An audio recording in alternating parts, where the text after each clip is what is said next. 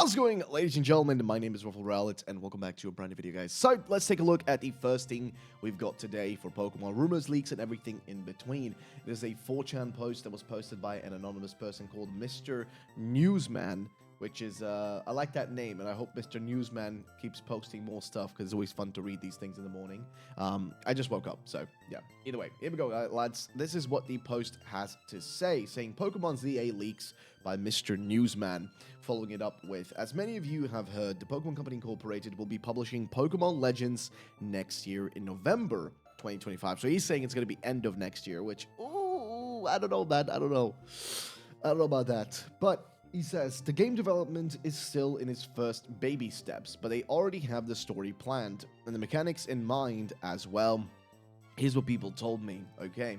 Yes, there is a new legendary in this game. It is Zygarde's counterpart thematically, okay? This game is a sequel of X and Y. Alright, so wait, first of all, he says the game is still in its early development. Now, it's funny that he mentions that because I'm gonna be real with you, I've heard a similar thing that this game, like Legends ZA, could actually only really be very early into its development, which, if true, would really be sucky, because that means that, like, all the people who've been so excited about the possibility that this game is going to get extra time to be worked on, you're going to be disappointed, okay? You're going to be disappointed, because at the end of the day, even if you want to assume that's the case, they still have not been given more time to work on this game. Even if they started development right after Legends Arceus, that's still the exactly 3 years of development time, the exact same time they have for every Pokemon game. Like, they're not giving themselves or taking more time. This game is being developed in the same exact, time, space, and, length of time as every other Pokemon game, which is 3 years. That's at most what they're given. 3 years and that's it. There's not much else, right? So starting with that, I have heard that Legends ZA may have started development very recently, which is not a good thing. They also said, but they already had the story planned and the mechanics in mind as well. Here's what people told me. Again, that does sound pretty much like literally exactly what I've heard too. Like, I've heard some stuff from the grapevine that are very similar. They say also, yes, there's a new legendary in this game. It is Zygarde's counterpart thematically, which that makes sense. We've already talked about, like, the Z and the whole A thing, and how the A could potentially be a brand new Pokemon, like the Chaos Pokemon, a Pokemon that's a counterpart to Zygarde, which Zygarde is like life balance, etc. This Pokemon would be chaos and destruction and whatnot, which, again, makes total sense to me. But moving on. He says, this game is a sequel of X and Y, which is interesting. The city is overpopulated. Your character receives missions from the city hall. You'll work as a pacifier between trainers and wild Pokemon that run havoc around the city. I don't know if that's a plot point or a plot line they would want to go with. I mean, they could, as long as they pull it off in such a way that it's, like, doesn't sound too kind of, abstract, I guess, to make sure, like, it sounds pretty, like, approachable to regular people or, younger fans of the franchise. That's kind of the feeling I get from this, right? That's kind of the vibe I'm getting from just reading this. But again, it's an interesting one. The city being overpopulated, your character receives missions from City Hall. The City Hall mission thing doesn't sound like too crazy, because that's basically what you did in Legends Arceus. You'll work as a pacifier. Again, I don't know, between trainers and wild Pokemon. So will there be trainers that are aggressive too? Like, I don't know. And also, remember, he did say it's a sequel of X and Y, and the city is apparently overpopulated. So we are going to be seeing the same Lumios, which I doubt is going to be the case. I very much doubt that. But let's see what the rest is. Now, there are new Mega Evolutions, but I don't know to which Pokemon. Jinx is one of them that has the highest odds due to the home data mines. But wait, why would you say that? Why would you say it like that? Jinx is the one that has the highest odds. That's like talking like somebody who's just a fan and speculating. That's such a way to give yourself away. That's a weird one. Now, if you don't guys know this, Jinx does actually have a bit of a higher chance, and that's because Jinx was a planned Mega Evolution. They had a whole cry effect for it. You guys know the cries from Pokemon, like they make weird noises, like or whatever. Every time a Pokemon, gets sent out, it does a cry sound. And guess what? There was actually one for Mega Jinx. There was a specific one made for Mega Jinx that exists within the files of Pokemon Home. So it was planned at some point, but it never happened. So the reason I'm bringing that up is just to confirm that, yes, what he's saying here does hold some value to it, but that's information that everybody knows. So nothing too crazy. He says there's a new evil team Team Solar Flare. Now, I don't think that's too crazy because Team Flare was already based on like the concept of a solar flare or flares themselves. And Solar Flare is just like, you know, the extra word in there, which makes sense because that's what they're based on to begin with. And also all the admins in Team Flare were actually based off of like levels of solar flares, so it makes sense. Now the team's plan is to awaken the new legendary to mess up the mess with the law of life and death. The Pokédex has a total of 201 Pokemon. Okay, interesting. So 201 Pokemon. Central Kalos Pokédex plus 50 Pokemon from previous and post Gen 6 plus new legendary. You have a greater control of your Pokemon due to the bond mechanic, and then use them to cross obstacles. That's all I know, folks. So basically, he's saying that you're going to be able to like ride your Pokemon again, like we did with like Go-Goat and stuff, and X and Y, and stuff like that, and like I guess like some other Pokemon like Rhyhorn, I think is also rideable for a little short section. But basically, you're going to have great control of your Pokemon due to bond mechanics, and use items to, you'll use them to cross obstacles. Okay. And then again, the amount of Pokemon you mentioned here, the Pokedex, so a total of 201, which is the Central Kalos Pokedex, plus 50 Pokemon from previous and post Gen 6, plus new legendary. So that puts us at like what? Let me think. So we've got 201, that's the Central Kalos Pokedex. 50, that's 251. Plus a new legendary 256, I guess. Is that what we're working with here? 256? 256 Pokemon. Okay, you know what? Actually, it doesn't sound too crazy. But that's pretty much where this rumor ends. There's not really much else to say about this one. But yeah, we'll maybe return to it in the future if there's something valuable from it that we learn going into the future. But we'll see. We'll see what happens, okay? It's all right. You know, I mean, it is what it is.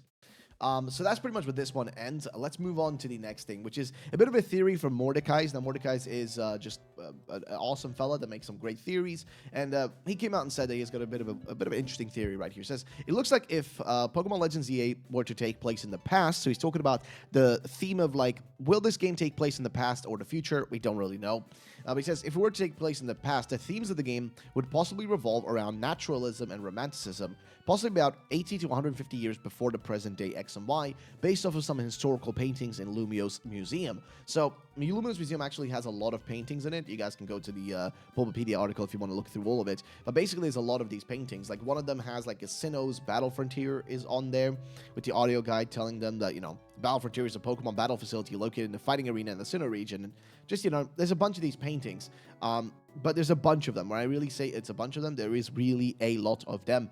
One of them is about the Glittering Cave. It's a dark and narrow cave. The source of its eerie light is a plant called luminous moss. This work is part of a series depicting sceneries that inspired overseas artists while they were traveling to Kalos. Ooh. But basically, there's a bunch of stuff, okay?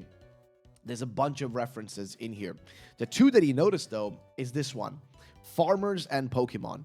Apparently, this picture captures the lives of Pokemon and farmers who live together with the land. It was painted about 80 years ago and is regarded as an example of naturalism. And you guys see here, realism in the arts is generally the attempt to represent subject matters truthfully without artificially avoiding speculative and supernatural elements. The term is often used interchangeably with naturalism, although these terms are not synonymous. Naturalism, as an idea relating to visual representation in Western art, seeks to depict objects with the least possible amount of distortion and is tied to development of linear perspective and, I guess, illusionism in the Renaissance Europe, I guess. And basically what we're talking about here is naturalism. Not realism, but naturalism itself, which is just basically paintings that are more true to what they are showing, right? But then there's this other painting, which is called Golurk and the Knight. Now, this painting depicts a knight errant who continues his travels with a Pokemon, Golurk. The painting expresses the knight's identity and his suffering as its primary subjects. It's regarded as an example of romanticism. And again, romanticism, also known as the Romantic Movement or Romantic Era, was an artistic and intellectual movement originating in Europe towards the end of the 18th century. For most of the Western world, it was at its peak from approximately 1800s to 1850. Romanticism was characterized by its emphasis on emotion and individualism, which again, this time frame, 1800s to 1850s, like, it's the perfect time also for when the Haussmann renovation of Paris took place, which would coincide well with the redevelopment of Lumios, because it would be basically the same concept. So again, Very similar, very connected, very similar things happening here. And basically, what he says here is, somebody asked him, the last Old French 1850s, last Old France ago ancestors in Pokemon Legends ZA map region in the game won't work open world. I don't know. I don't know if that's gonna be related at all. I think Mark is a bit of a interesting person. I think he says a bunch of weird theories, but you know, we're gonna leave it at that. Moving on though. We have this post here on Reddit of all places, right? We have a Reddit post. And it says KALOS, the World Tree, and Legends ZA. Now, he says here that since the mythos in the KALOS region revolves around Yggdrasil, which is the, of course, World Tree, the giant tree, with an eagle on top, maybe a Vettel, elk who chills near the bottom, Xerneas, and a snake, Zygarde, who chews on its roots. The Z clearly stands for Zygarde because it even has Zygarde's pattern on it. The A in the name has a leafy pattern to it, which could represent a new legendary Pokemon based on the Yggdrasil tree. The French word for tree also starts with the letter A, arbre. I really think this could be a big part of the Pokemon Legends ZA mythos. Thoughts?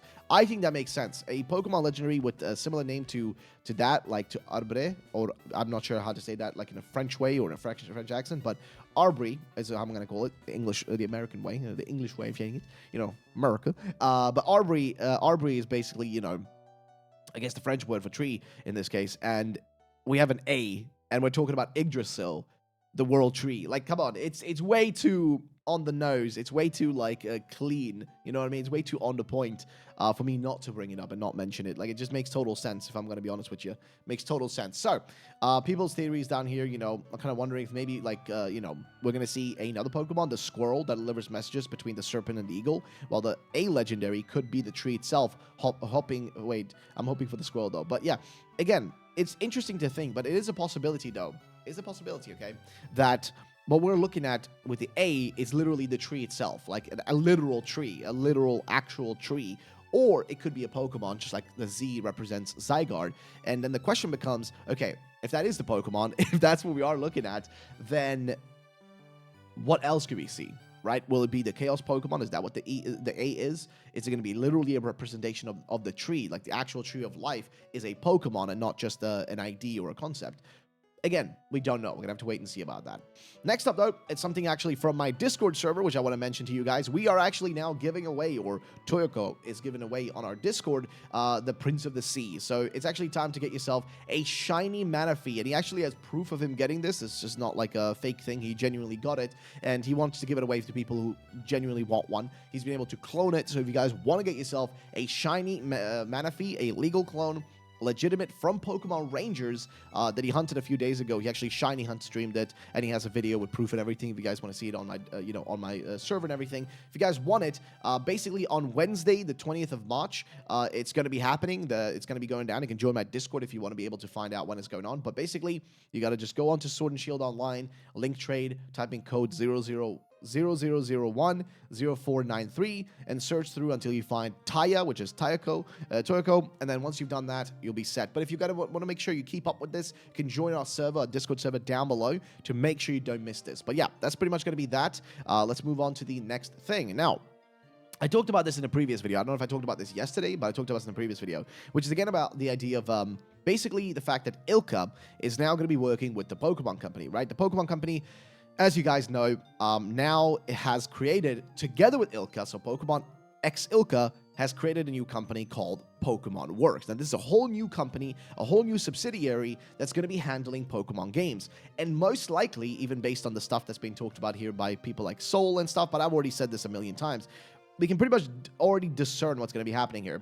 Now, we already have a list of the actual directors and the people that are going to be working at this company. And they're all people from Ilka, people that, you know, are involved high up in the company. Takuyu Iwasaki, director representative of Ilka. Satoshi Takamori, director of Ilka. Takanori Soba, director of Pokemon Company. Masao Lucci, supervisor of Pokemon Toys Co. in Shanghai. Hirohisha Iajima, who's also from the Pokemon Company.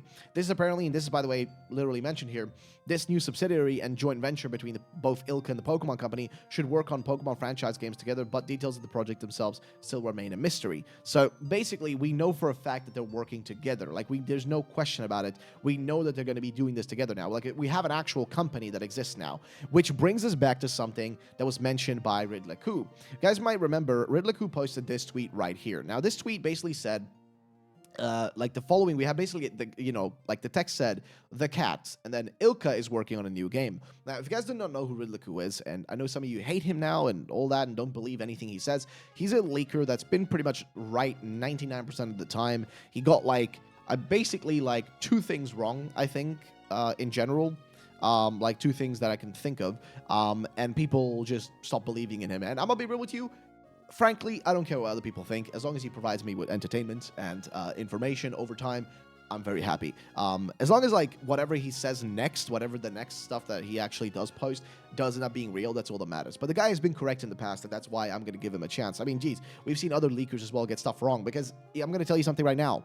Things change, okay? Video games aren't like, static. They don't stay the same all the time. Things happen. Things change. You know what I mean? Like, they can, like, literally on a whim, be like, hey, cancel the whole project. Cancel the whole project. We're done. Upper management said, we don't need this shit. Cancel it. And, like, that might not reach the leaker until it's too late. So that's all I'm going to say. But basically, the post he made here was from back in last year during November, where he said, the cat, and then Ilka is working on a new game. The duck, ... The crocodile out of the picture. We've got to be joking.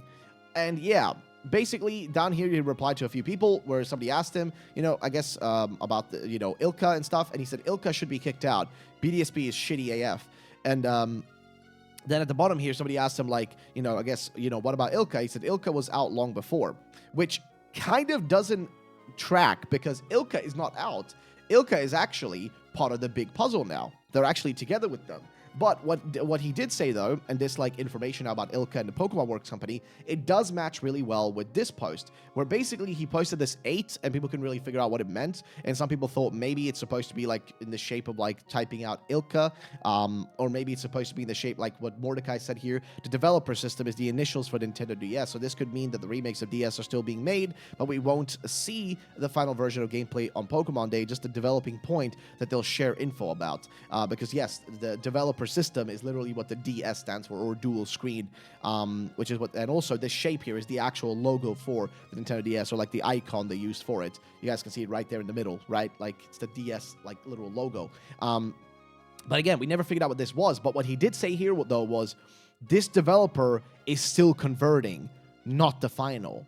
Is it possible that he was referring to this Pokemon Works, right? Like, this is the company he was referring to. Now, I don't know what the 8 or this digital number was supposed to represent, but is it possible that that's what he was referring to here? Because he did say developers converting, because this literally is what's happening, by the way. Ilka is converting together with Pokemon Company into a whole new company called Pokemon Works. It's possible that could be the case. Also, it could be possible that Ku's talking out of his bum. I don't really know. Again, at the end of the day, I just covered this and I just share it with you guys. And honestly, you can take it whatever way you want to. But please remember that this person has been right in the past. He can be a little bit annoying with the way he shares his riddles and stuff, and he has been incorrect. There's no denying that. But at the end of the day, you have to remember, things change with game development. Stuff doesn't stay static. Things change in the background.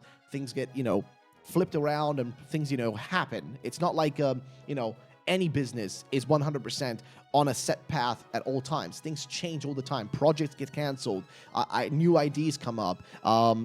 Information might also be given intentionally to leakers or people to suss out where the actual, leak comes from. Like, that's actually a thing. It's a concept that's used to suss out where a leak is happening. Is basically you make up, like, let's say there are 10 possible people that could be involved with the leaking. You give all 10 of those people different information that's conflicting, and the person, like, basically you just remember who has what information, and then when either one of those 10 pieces of information leaks or turns up somewhere, you know where your leak is, because the only person that knows that information would have been that one individual out of the 10. So that way you can figure out who's who, and that's something that game developers also do. That's a lot of companies do that, and even governments do that, to suss out where a leak is happening and where that's coming from. So that's always a chance, right?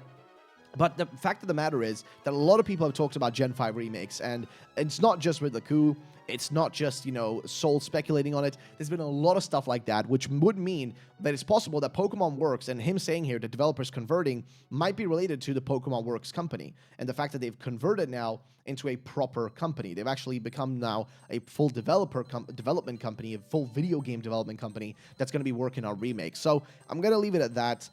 and see what you guys think about it. Like, let me know in the comment section down below what you all think about it. But yeah, let's move on to the next thing. So, this is a bit of a theory again over on Reddit, and this one is a pretty long one, I'm not going to lie. But this theory basically is about possibly how Legends ZA could be mixed in with the concepts from Assassin's Creed. Now, what are we talking about? Basically, the person says, I have a theory for the new Legends ZA game that I don't actually think will come true, but would be awesome. Now, what he's going to talk about here, most likely, I'm going to guess here, I haven't read this post fully yet, but basically, I think he's going to be talking about the fact that in Pokemon Legends ZA, that we might see the same concept of time travel that exists within, well, I say time travel, but it's not even time travel, the same concept of time travel that we have in in Assassin's Creed. Now, in Assassin's Creed, there's a company that basically takes people that are descendants of assassins and basically puts them in a machine that lets those people revisit the memories from their past, like the memories of not their past, but the memories of their ancestors, right? So they can revisit the literal memories of their ancestors from the past and live through those moments. And guess what? That's actually kind of crazy, and I think could be pretty interesting for Pokemon. So what he says here is, so basically the new game is set in Lumio City, which is inspired by Paris, France. Now, the game is about rebuilding or building for the first time in the city, probably taking us into the past again. Now, my idea is this: Pokemon mixed with Assassin's Creed Unity. I know, that seems crazy. Pokemon is too kid-friendly to make a game about assassins. However, nothing about my idea itself is forcing Pokemon to leave its PG rating. Now, this is something that came to me, and I thought about it more and more, and I just sounded really cool. I'm not the best with my words, so hopefully it sounds as cool to the rest of you as it does to me. So here it is. All this idea really needs to work is two factions that oppose each other and want control over the city that's under construction. One team will be for the city to be designed for Pokemon to inhabit, and the other one against the idea. So you obviously take the side that will want Pokemon to be integrated into the city. And so throughout the game, you'll be defeating leaders from opposing sides so your side can gain stronger control over the city and how it will turn out. And of course, rooftop top to run across while chasing enemies and Pokemon, sneaking around Pokemon and hiding, etc.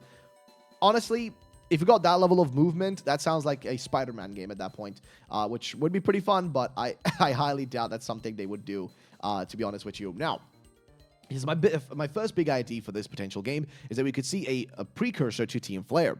I thought since in Pokemon X and Y, Lysandre used to be a good guy, helping everybody out, and then went crazy and wanted to destroy the world due to people's greed. So a precursor to Team Flare would probably lean more on the helping people and Pokemon side. I haven't actually played Pokemon X and Y though, so if I'm getting anything wrong about Team Flare, that would be important. Please don't hesitate to leave a comment. So, this proto-Team Flare would want to help people and Pokemon, and help them get what they want. And so, since the people want the construction of the city to be Pokemon-centered, this proto-Team Flare group will take the responsibility and make sure it happens. This will coincidentally put them in a position with a precursor to Team Rocket. I don't know.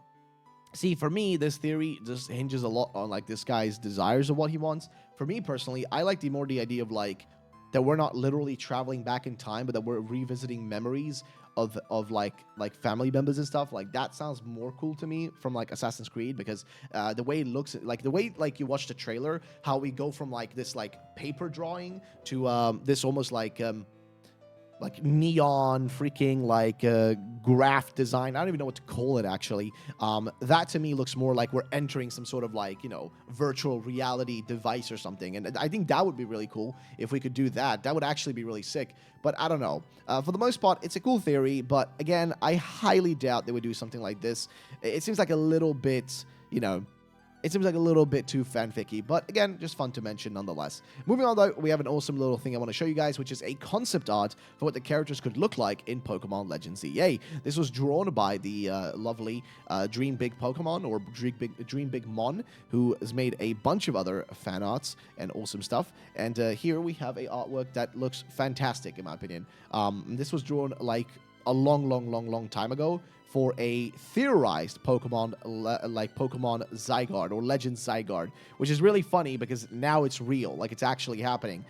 With these also being the starter Pokemon that they predicted, which is really funny because we literally have this. But also, the reason I wanted to show these actual drawings is for one particular reason. if we get a game set in the past, I'm expecting our outfits to look something more alongside this, which would also, might seem stupid to me to say, but this could actually coincide really well with Legends Arceus's time frame as well. Because I think Legends Arceus may take time, maybe taking time at the exact same time as this game. Like, they might be making literal references to each other. But if you think about it, it would make sense. In, Legends Arceus, it's based off of Japan. And that times Japan did look like that and did function that way. And that same era, French people kind of looked like this, okay? They kind of dressed the same way like this. So that's just where I'm going to be ending that, guys. Again, thank you all for watching. I'll be seeing you guys in the next one. Peace out, and bye-bye, ladies and gentlemen.